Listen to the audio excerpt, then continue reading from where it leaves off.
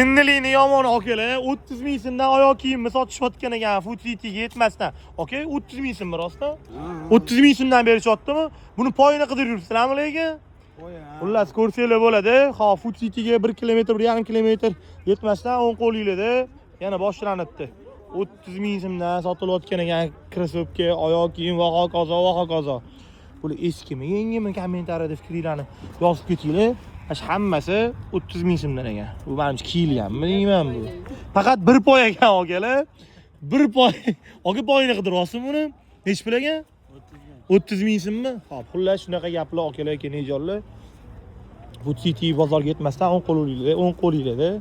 Xo'p, mana shu oyoq kiyimlar sotilayotgan ekan. Xo'p, bu yerda nimalar bor ekan yana? Xo'p, mana bu ham o'taylikchi. Bu yerda ham jinnilikni yomoni bor, menimcha kiyim-kechaklarni soqqani soqqa guruh tashlashyapti. Xo'p. Bu kurtkami, nima ekan bu?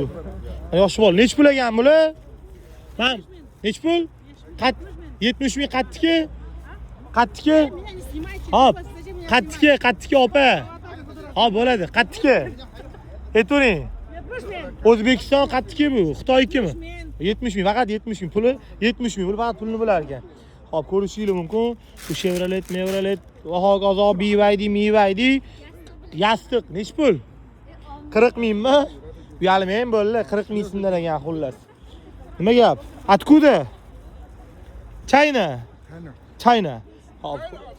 Qay, cho'l. Hop. Xullas akalar kenajonlar shunaqa gaplar Food City'ga yetmasligidan 10 qo'linglarda. Mana. Lekin menga yoqmadi. Like bosib qo'yinglar, charchamaylik.